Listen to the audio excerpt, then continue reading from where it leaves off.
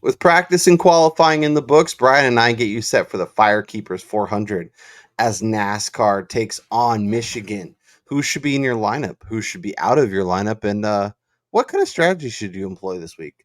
All of that. Plus, we'll take a look at the updated outright betting card, see if we can find some value and find some winners. We'll talk it all on today's Angle of Pursuit podcast. Ross Chastain used the wall all the way around this racetrack. Logano has been the class of the field. Check out the big brain on Brad. Yeah, I need to change my underwear. Brian Twining, practice, abbreviated practice, rain-drenched practice happened. At least we got a little bit of cars on tracks. Obviously, we got qualifying done, so that's good. We'll see if the Xfinity race gets underway. We're recording this prior to the Xfinity race, which is pretty jarring for us. Usually, we're much later thanks to qualifying. But how's everything going? Are you having a good week back in your normal homestead? And we're ready to talk some Michigan. Yeah, everything's going good. I enjoyed the abbreviated part of practice that we got, and the fact that they abbreviated it to make it a full field 40-minute practice is just all the more sign that we should be doing this every single weekend instead of the stupid split practice stuff that we get. But, there are some takeaways from what we got to see. There's a couple drivers that came out of the box extremely fast. Some guys are going to have to swing and go for the fences here overnight because they didn't hit on the setup. And yeah, the odds are going to play a little bit different. And because the field is being set based on the metric that personally, I still don't understand. There's going to be some significant roster percentages on guys who looked really strong in practice and who have a good history at Michigan. Yeah, I mean, I just picture the Zach Galifianakis meme where he's got all like the numbers, exactly, and stuff, and he's like, yeah. But yeah, so yeah, it's gonna definitely provide some value. It might be a great week to play cash, and then you obviously need to get off of some of the names if you are building tournament lineups, which is what we're gonna do today. So let's present the screen. We can run through the pricing. We can talk about what we saw in practice. We can talk about expectations for Sunday's race and all that good stuff. So handful of names at the top. Kyle Larson starting 4th, Danny Hamlin on the pole, Ryan Blaney starting 8th, and Martin Truex starting 24th. Truex was really fast, number 1 in 5 lap and 10 lap. We'll talk about who actually had the fastest single lap, but Truex was fast. He's starting 24th. He is going to have a good chance to move forward. He is priced very aggressively in market. He's going to be very popular. If you want to fade him in tournaments, totally understand, but he is a must click for cash. Yeah, Martin Truex Jr. is going to be the most roster driver this weekend in cash and in tournament play. He looked incredible during practice. He was in contention for the win last year here at Michigan. He has a tremendous history here at Michigan, consistently running near or inside the top 5. And the fact that you're getting him at the lowest of the premier guys at just 10K and starting 24th, you're taking a major risk by not having him in a lineup. Yeah. Like I'm looking over on Win the Race. They have a front runners breakdown, which includes a few Auto Club, Michigan, Indy, and Pocono. But obviously a little bit different on a handful of those tracks. But the way the Truex just pops kind of in that setup makes him really, really compelling. Consistently in the top 5, flirting with the top, in the top 10, flirting with the top 5. Like he should be there almost most of the day. It's just a matter of, can you trust him to actually finish the race? Does his car pop? Does James Small do something stupid? All that good stuff. But starting 24th, he's such an easy click. Now, the other 3 guys, Blaney, Hamlin, Larson. Obviously, Ryan Stevens talked about it on the NASCAR betting preview show. We both smashed it on our favorite offshore. Denny Hamlin is compelling. He's starting on the pole. He could easily be the guy you need all day, run all these laps, be the guy in front. Is just like a top 5 machine at Michigan, starting on the pole. But Hendrick looked decent. Larson obviously is really good here. Starting 4th, he was 2nd best in 5 to 10 lap averages. And then there's old Ryan Blaney, who starting 8th, being priced up, feels like he's going to be the odd man out in this 4 group rotation. I guess, is it Hamlin and Larson for you? Do you have any interest in Blaney, and kind of what are you doing with these 3 guys? Yeah, so I find it extremely interesting that both you and I, and for the most part, the other people in the community that we listen to or we talk to are, I don't want to say ignoring, but we're kind of glancing past Ford's history at this track. Like clearly they've been the dominant manufacturer here at Michigan over the last decade or so. I mean, I think they've won 9 consecutive races here, albeit not by large margins or anything to where they just completely dominated. And the vast majority of those also, when you go back and you look, were won by one Kevin Harvick. So it's not like you've had multiple different drivers finding victory lane for that manufacturer.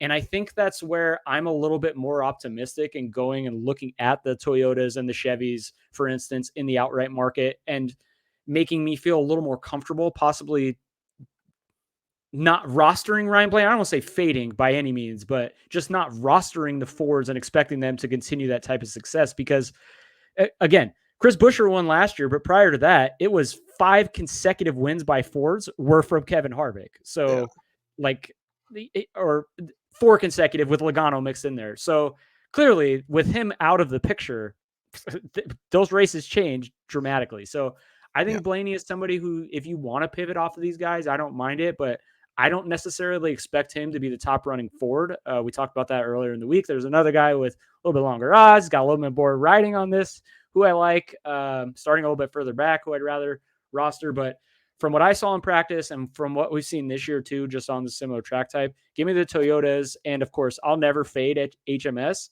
but I'm all in on Toyota this week again here in Michigan. Yeah, I think that all makes sense. I will say, based on the outright market, where Ryan Blaney is priced the same as Martin Truex over on Caesars, if the roster percentage is half, 2/3, whatever the case may be, or if he's even less than that, that I will have some tournament lineups where I take Truex out and I put Blaney in, and I build from there, because I don't hate that. He's got potential to win the race. He's been really fast as of late. Obviously wasn't, a rocket ship or anything in practice, but everything's, being priced accordingly, so it makes sense. Let's talk that next range, because I think it gets really interesting. Chris Bell starting 3rd. Your boy Tyler Reddick starting 2nd. Chase Elliott starting 6th. William Byron starting 9th, and then Brad Kay starting 15th. Kind of a mishmash of starting groups here. A lot of front runners still. Reddick looked pretty good. Obviously, got much better on the 10 lap. You mentioned the Toyotas in general, just kind of looking good, finding speed, especially on the long run. If you want to get off of a Hamlin or a Larson and go down to Reddick, I don't think it's crazy. I think that's a good way to get unique if you want to use Truex as well. What's your thoughts on kind of these 4 options, and who's the most compelling to you? So one thing I do want to note about practice is that we had a very short spurt that they allowed them to come out as like 4 laps or so. Guys like I think it was Denny Hamlin and a handful of others, they actually didn't even get out on track during that first stint. So his practice numbers are way off from what the car probably would have produced over the long run. And the fact that he had a little bit more life and track had changed, blah, blah, blah, whatever. So Denny Hamlin's practice, I don't know if you can take much away from that. This is going to be his best starting spot at Michigan in quite some time too. And this is a guy who always finds his way up front. However, leading laps hasn't necessarily been indicative of who wins here. And also too, we only get like 160 laps or so, or whatever it is for the race. And so you're looking at a dominator like last year, for instance. It was, I think, 50 and 47 laps, 52 laps and 47 laps led for the top 2 finishers. So there's not going to be one guy who sits here and just destroys the field based on drafting and, fuel mileage strategy, which if that comes into play, throw all the shit out the window. Like it's going to be chaos.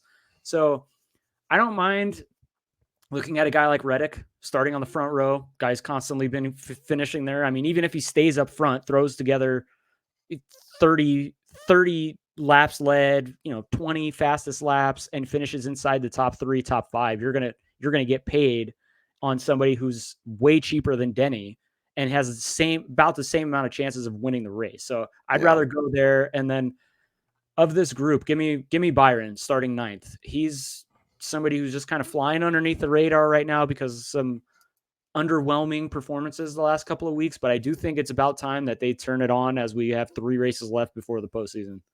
I mean, we'll talk outrights here in a little bit, but Caesars hasn't posted at 18-1. Like that's ridiculous. That seems egregious. Like, and maybe we're just Lucy lining up for the football again and we get it pulled from under us because he's just been a mess. But yeah, but I think with a guy like Byron, he's had some struggles the last probably 2 months. He's been not good. 2 months worth of actual racing.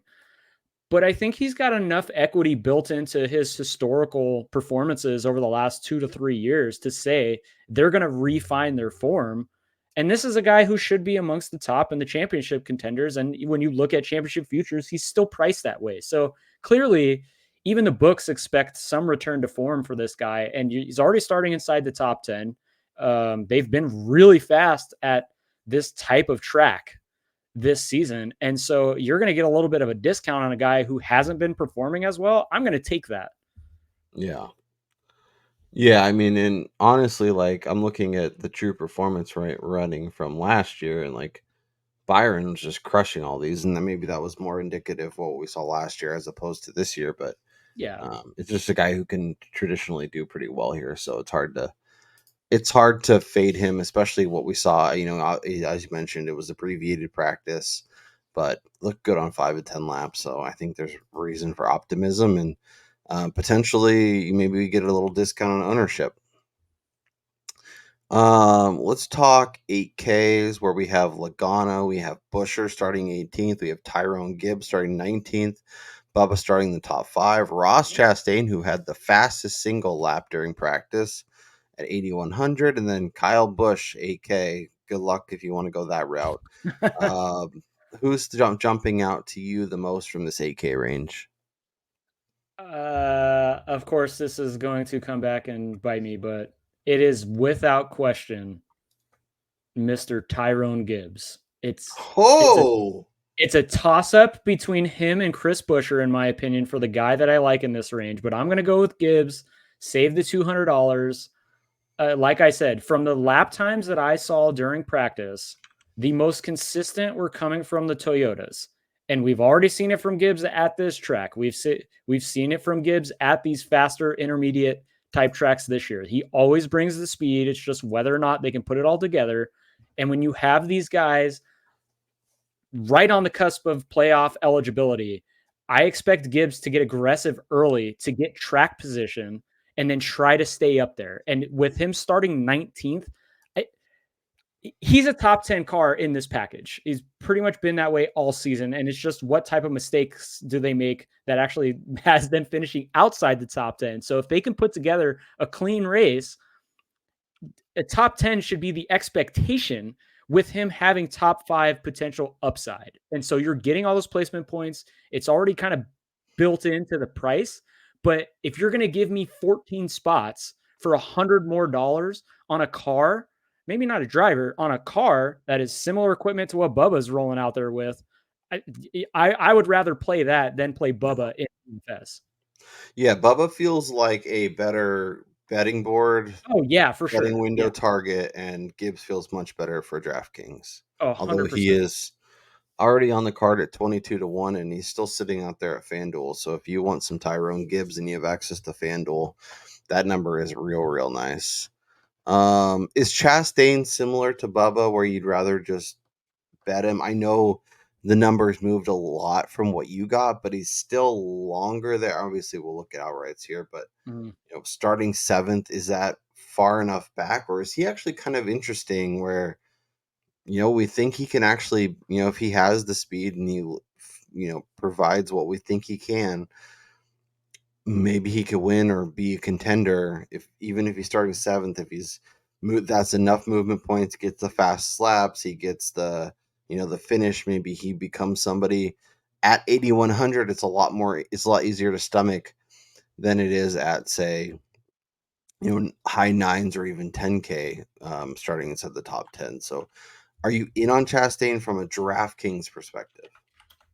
Yeah, I'm actually really happy you brought him up, because contradicting what I previously said about Bubba Wallace, Chastain is somebody that really piques my interest here, because we know how good he is at preventing passing.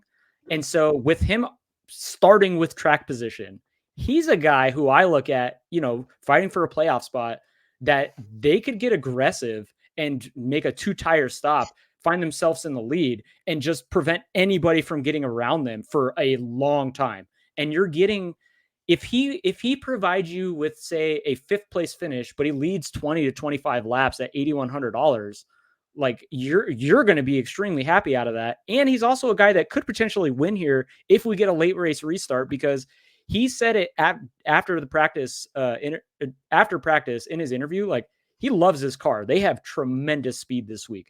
Now, the long run, I worry about if he gets stuck, say he has a penalty on pit road. I don't know if they got the speed by themselves. So if he's not in the pack, like I don't know if they're going to be able to keep up. But again, assuming clean racing, I think Chastain's going to be a contender all day. And with him having the built-in track position already, he's going to be up there for the majority of the race. And we know Trackhouse has been a little underwhelming, kind of from the grand scheme, but they did show speed last week. They clearly like what they brought to the track this week, so maybe there's reason for optimism there. And we didn't really we haven't had a chance to talk about it because we recorded prior to the announcement, but with Austin Dillon's win basically not being counted towards playoffs, all of a sudden there's a little more opening for other people to make the playoffs. So I'm wondering if Bubba or Chastain or even Truex are a little less aggressive, knowing how important getting playoff points is. And yeah, so on that point, it's kind of the reason why I like Truex. I mean, we'll talk about when we review our betting card real quick and we look at the outright odds, but I'm a little less optimistic now about Truex going for a win here, just because he is the safest in terms of being above the cut line right now. And currently, with Dillon's win being rescinded, he is, like, barring catastrophe, he's in the playoffs. Yeah. And so I don't think they can risk getting too aggressive early, especially with Daytona up next. And so obviously DFS purposes, I like Truex, but betting wise now, I'm a little less excited about jumping on any post-practice numbers. Yeah, I think that makes sense. And obviously, if he has a chance to stay out and win stage 2 and lock up more playoff points, he's going to do that, even if it means, not having as much of a chance at the end. Maybe he's, I'm happy being third. I'm not going to push. I'm not going to go off cycle, which from a betting perspective, in terms of matchups and stuff, that might be fun. But, we'll have to see if we can find any value that way. Anyone else? I mean, I think we pretty much hit on everyone in the 8K range. So I think I like Kyle Busch too, just from a potential aggressive. Still doing that? I thought we would lose that by this point. He said he liked his car. Like, look, practice again.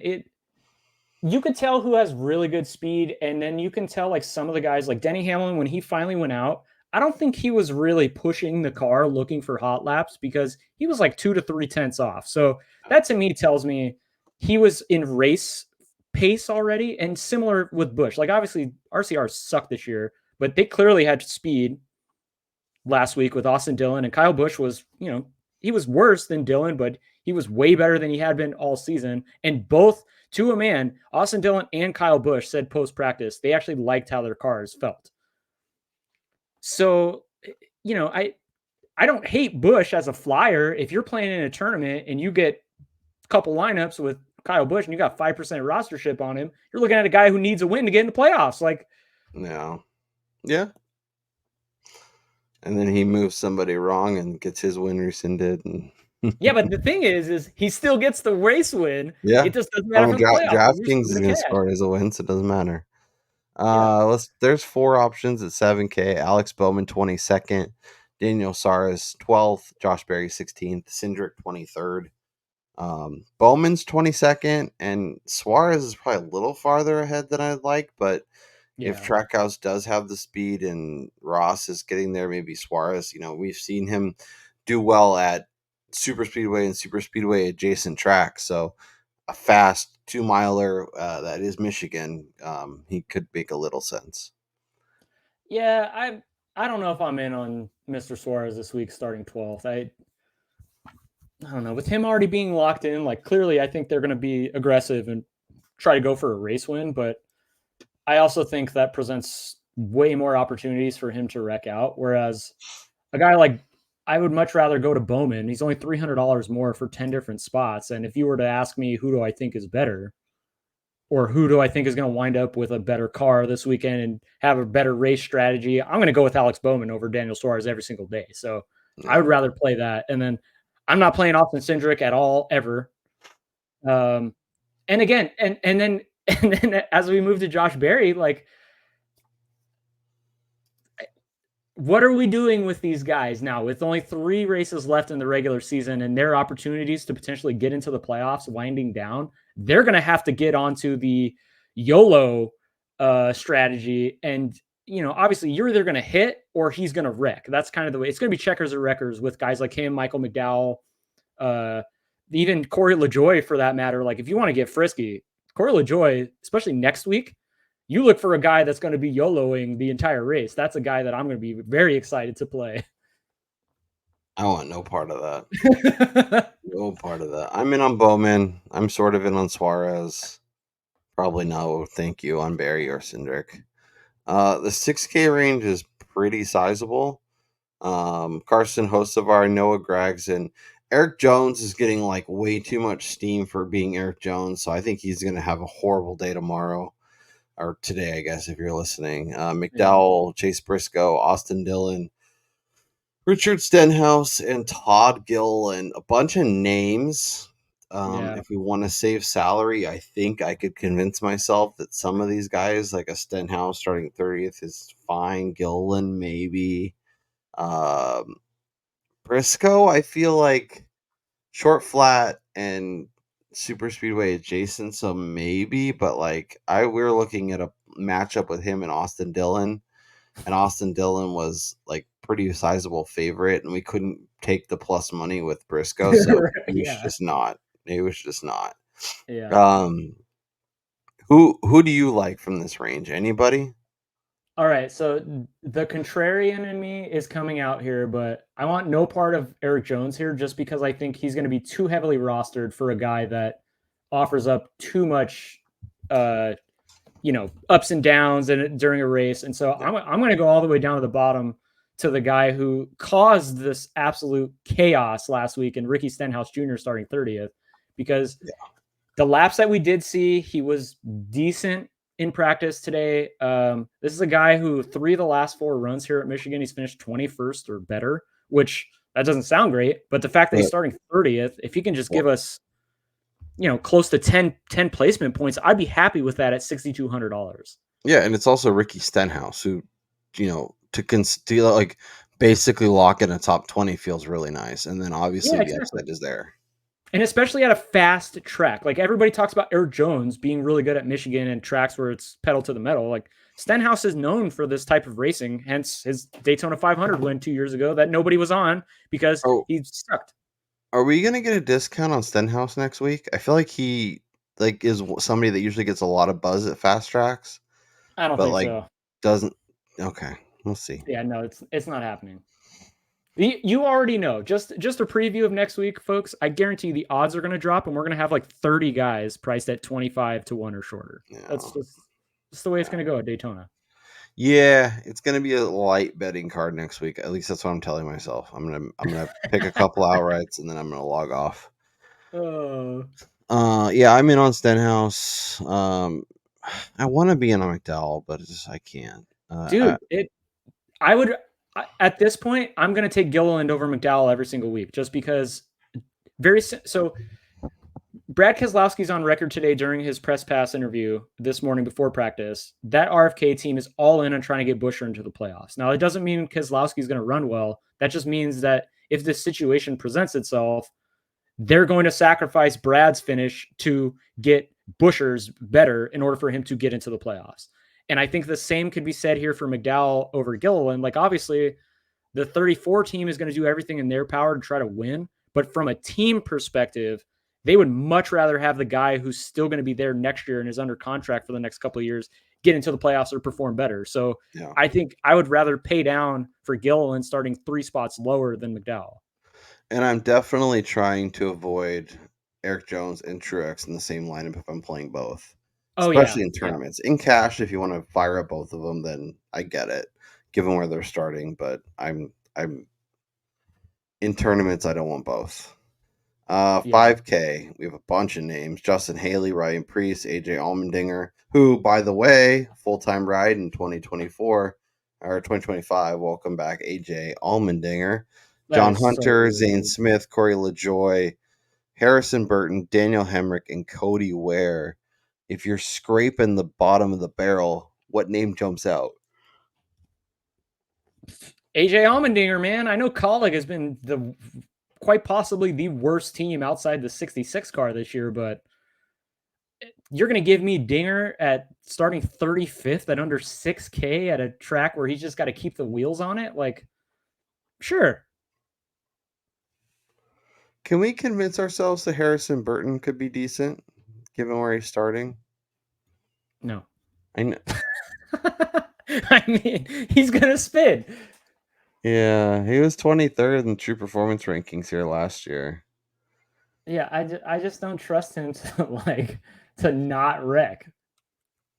Remember when he used to be really fun at intermediate tracks, and we could count on him to kind of do a little bit better than most people think, and then that's over. That's over. He's out, right? Isn't he getting replaced? He's getting replaced at Wood Brothers by Justin Haley. Yeah. Okay. Or not by Haley, but Josh Berry. Yeah.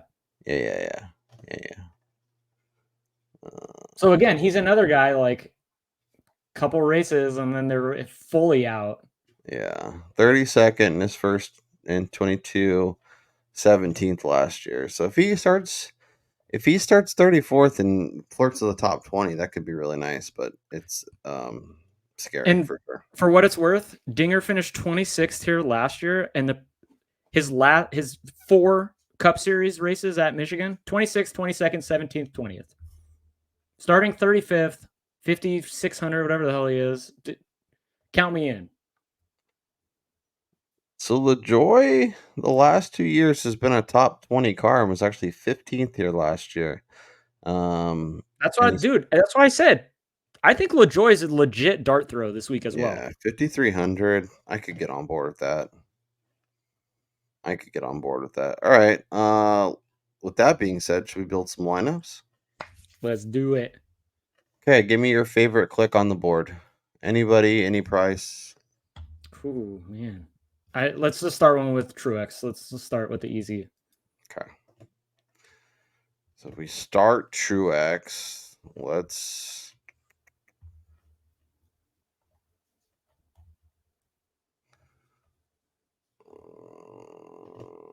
Bowman.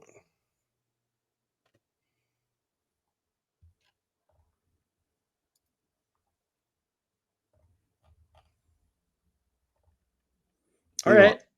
I don't hate that. All right, let's get wild. I'm going to add Stenhouse here. Oh. We're going to get with the little dudes right now. Okay. Oh my gosh, we're actually doing this. Let's play fire. All right. That opens up a lot. So we can pretty much do whatever we want with the last 2 spots. Truex, obviously expect to move forward. Bowman, we think, is pretty fast. Hendrick looked good. Starting 20 seconds, really compelling. And then LaJoy and Stenhouse are just big movers that could flirt with top 20s. All right. I'm going to go one way, thinking that you're going to go the other. So, Well, I William did Byron. that thinking you would go a different way when I picked Bowman, and you did not. So I'm curious to see where you go with this one. William Byron. Okay, I like it. I think he goes. I think he goes well. If we're in on Hendrick, Yeah. I think he makes sense. Do we just? I think we have to do Denny, right? So that's exact. I put you in the situation where basically we have to grab like the early dominator, and so Well, I think Denny's the one that makes most sense in this build. with so many firecrackers that can go off at literally any time. I want Yeah. consistency and safety and reliability. And we build the lineup where Denny is the guy you need, dominates a ton of laps, super fast, tends for the win. Truex gets there, Byron gets there, Bowman's maybe like a top 5 to 8 car, and then LaJoy and Stenhouse are kind of in the top 20, and you're feeling pretty good with life. Yep. Oakley dokley, let's build another one. NASCAR. And then you got to tee it off this time. Okay. I know where I'm going. So. Oh, interesting. So many directions that can make sense. I'm gonna go Chris Buescher. I like him. We talked about him for top 40. He makes a ton of sense at his price. I think he could be really, really strong. And starting 18th, I think he could be. That's a lot of movement, and then get fast laps and stuff in the second half of the race. All right, I'm gonna stick right near him. Ty Gibbs. Okay. You got to call Tyrone. I'm going to stay with a Ford and click the name that I don't think a lot of people are going to do and take Ryan Blaney. All right. Oops. All right, now we got to get. All right, I think this is the spot for Allmendinger. Okay. I mean, if we're going to dive, I'm going to save him for the next lineup, I think. So we have 8,500. I'm So really we can go down and get like a Eric Jones, who I think makes sense given we're not using Truex I guess we could. I like Eric Jones here. I'm a little nervous given where everyone else is at, and I'm not going to have him in 50% of lineups, but I will have some exposure to him. So 6,700, starting 28th. I think he could be a top 15 car, top 10 car. Let's go. All right. Conventional thinking would tell us to put Martin Truex Jr. in this lineup, but because we already have him, I'm going away from that. So there is no other driver that has piqued my interest more over the last 2 months. Tyler Reddick, 9,600. That win is coming. Is it? Are we sure? Oh my gosh. So do we want to go from Dinger to like a Stenhouse? No. Or Briscoe? We already have Ricky. And do we want to go from Eric Jones to like 70? So we could go to like a Suarez or Barry or Cindric. No, you lose so many placements, and you lose a bunch of placements for more money with the same ceiling or a worse ceiling, in my opinion. Because if Eric Jones pops, he's going to be really good here. If he performs up to what people think he can, he's great at this track type. Yeah. No, I like it. Reddick. I don't love having two guys starting in the top 10. That is a little scary for me. But then we go to Blaney can get up. They could both have 30 laps, 25 laps. They could be the two dominant ones for sure. And I like him. Yeah. I think his roster percentage is going to be low. So save that. Let's build one more. Create a lineup.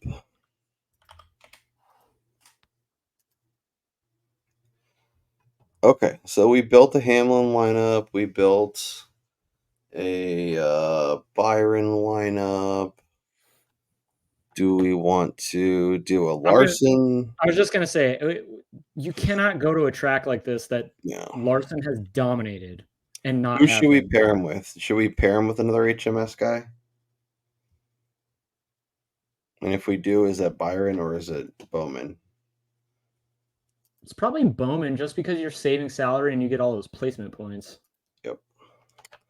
I mean, Right, I I'm don't gonna think he put has the ceiling in. that Byron does, but Yeah, I'm gonna put in Harrison. 200. yuck. Yeah, it's real gross. That is disgusting. Gilly Gang. Yeah, I don't hate it. I'm doing a little reconnaissance here real quick about somebody. Let's see here.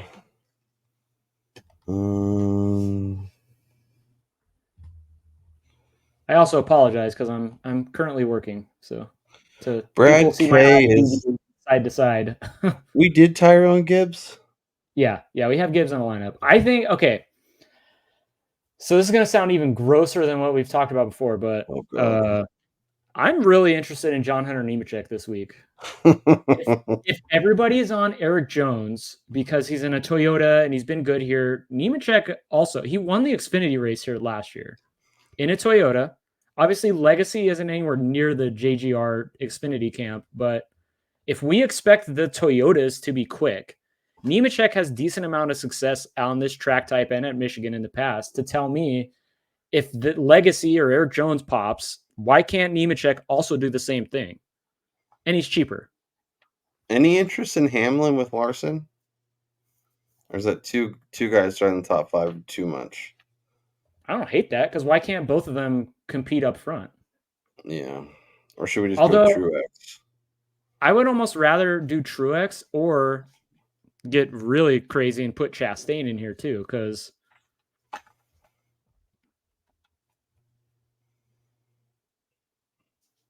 mean, we still have enough where we could do Hamlin and Truex. Ooh, that is go to Chastain at 8,100, and then we could get rid of Harrison Burton and go up to. We could do Suarez or Cragson or Eric Jones. Yeah, but we can't have both legacy guys. That is an absolute. Yeah, that's probably a bridge too far. That is a kiss of death. Double down on Trackhouse? No, I think they're starting too close together. Yeah. And they don't normally finish well at the same time. I mean, I know they finished like 5th and 7th last week or whatever it was, but any interest in pivoting off of Bowman and going up and getting Busher or Gibbs or something and then going down for the other spot? Yeah. Logano. I like Gibbs way better than Bowman for what it's worth.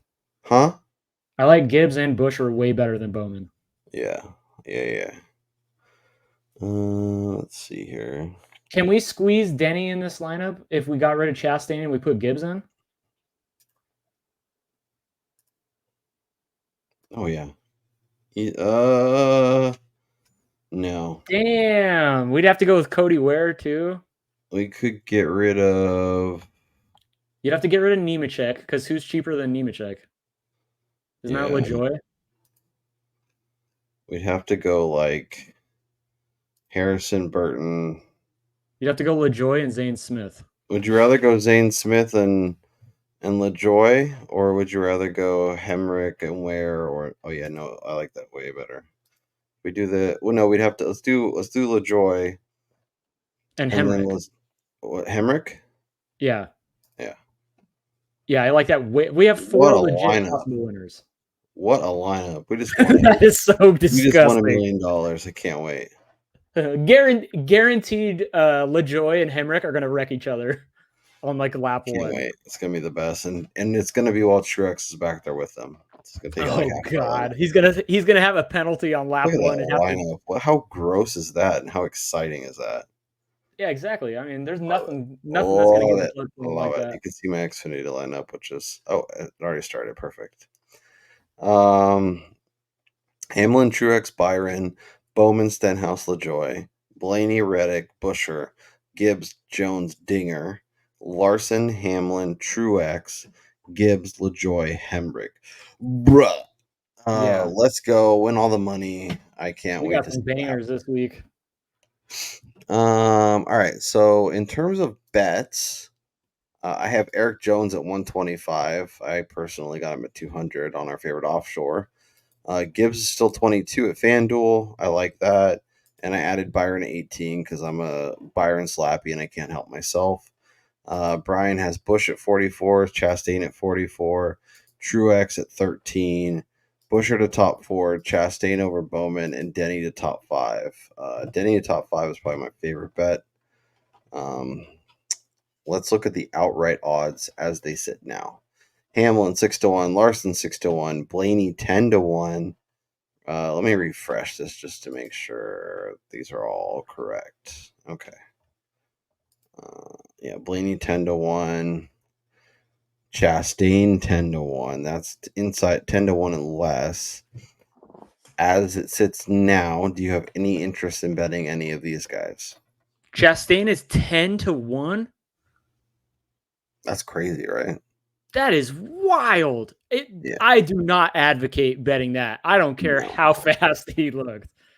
Let's see, because but he's 24 at FanDuel, so just shop it. You can find a better number. Yeah, I was just gonna say there is no way that you're touching that. I have the right book up. Oh yeah, it's Michigan 400. Reddick at 9. I do not hate hitting that again. And then you can actually still get Reddick at Bet365 at 10, which is the action that I have personally from Vegas before I dipped. Yeah. I would need double digits for sure. Yeah, and then especially when you can get Gibbs, who's going to win before Reddick at 22. Oh my gosh, here we go. Another one that I do think that they're discounting too much here is oh damn. Maybe mine isn't updated, but Bubba Wallace 28-1 right now at Caesars. Yeah. That is a nice number on a car that looked great. Yeah, especially if we're buying the Toyota Speed. Yeah. And a guy who can traditionally do well at fast tracks. Makes a lot of sense. Yeah. I don't hate that. I don't hate the Gibbs at 25. Yeah. Man, I kind of want to add that Bubba number. That is crazy. Yeah. All right. Yeah, F it. I'm putting Bubba on the card. That's too long. Oops.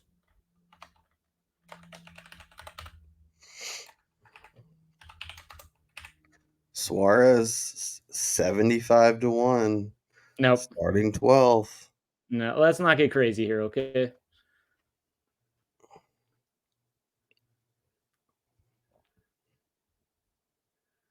For what it's worth, you can still get Chastain you can get 16 at Bet365, that 24 at FanDuel. Yeah. I'm betting Chastain at north of 20. I would much rather bet Bubba though. That's yeah. I just don't really understand the price dip when Toyotas, from what I saw, looked better.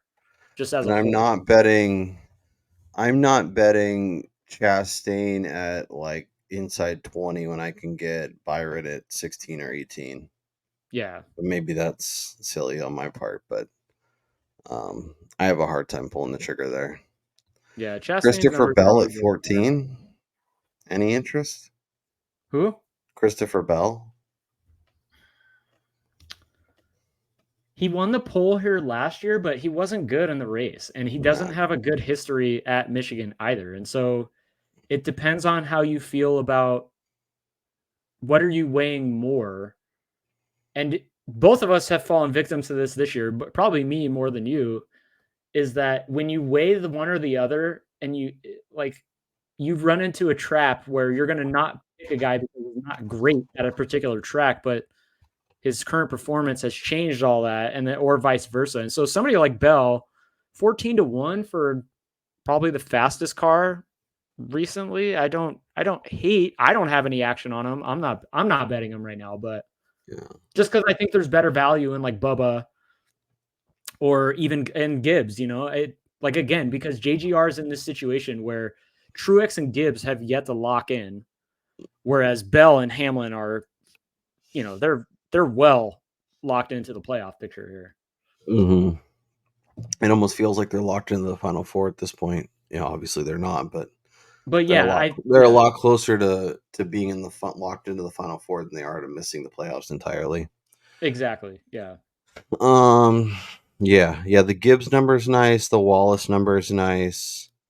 The Byron number is nice. Like there's some value in the outright board. It's a matter of figuring out what swings you want to take, because you could, fire at a lot of these and then you're really hoping that one of your guys gets to victory lane. And maybe that is the case, but when you have Larson, Hamlin, and Truex all in kind of inside that 6-1 number, it's scary to take a ton of shots and kind of blow your whole bankroll on a bunch of outrights at longer odds. Yeah, and of course, because I'm a glutton for punishment and I've been betting it personally every single week, I am adding that Reddick number to the card 10-1, just so I can lose all my money on here too. So can't wait. I literally can't wait. Chase Elliott, should we be talking about Chase Elliott at all? Not at that price. Like, yeah. it's the same conversation we were having with like Joey Logano. You can get 14 at FanDuel. Yeah, but even that, like, for what we've seen, would you rather bet Christopher Bell at 11 or Chase Elliott at 14? I'd rather bet Christopher Bell at 14 than Chase Elliott at 14. Well, no, I know. I'm just saying, if FanDuel was your only book available to you, are you buying the $3 on Bell? No, I don't think I am. I think they're both pretty close at this track. And if I'm getting the same price, I want Bell, but I think if I'm getting a better price on either, I would take either as the better price. I think they're both about the same. I think they're pretty clearly in that like next tier. Like, I think it's like Larson, Hamlin, I guess Truex, and then kind of another tier with Reddick and Bell and Chase Elliott. You got to put Bubba here at this track. Look, there's an argument to be made that he's a top 5, top 10 guy guaranteed at this track type. But I wouldn't bet Bubba at 14, but I would bet Bell and Elliott at 14. So I think it's a tier down for me. But yeah, and that's why, like, for me, Bubba at 28. Yeah, Bubba. I'd much rather bet Bubba at 28 than Bell or Reddick or any of those guys at 14. So yeah. Lots. So it'll be interesting when the other markets open up, though, to see if we get any value, because we didn't get much practice. Like, we got practice, but I don't think we got to see everybody's full hand get dealt here. Yeah, I'm really curious to see what Wormy says tomorrow. Make sure or I guess today, tune into the pre-race poll. Always a good conversation. A lot of smart people in the chat. We kind of find our way to some interesting bets. So make sure you join us there. I'm excited to see how this race plays out today in the Xfinity, see if it gives us any insight in what we may see tomorrow. Obviously, it's kind of hard to think about because you guys are watching this on Sunday, but Brian and I are talking in the middle of the day Saturday with the Xfinity race just getting underway. So we will figure all that out. My brain is in a pretzel right now. I'm at one of my big fantasy drafts tonight, so it's all Brian Twining. Anything in terms of I guess if you want to see our full betting card, if you want to see our favorite bets, and you want to see our favorite DraftKings plays, head over to aoppodcast.substack.com. Link is in the description. Once again, aoppodcast.substack.com. It's our free newsletter. It gets in your email every race day. If you're not subscribed, go check it out. See what you think. You can subscribe for free. Drop an email. And it just gets emailed to you every race day. We'll be bringing it through the end of the NASCAR season, all the way through Phoenix. So make sure you check that out so you can get our full bet. So once the head-to-heads and the match and the groups and the manufacturers and all the top tens and all the value, we'll see what we can find and kind of cobble together. But we always drop that every race day. For Brian Twining, I'm Kyle Robert. Enjoy the race, cash some tickets, hit some winners over on DraftKings, and we'll be back next week to recap it all. Peace.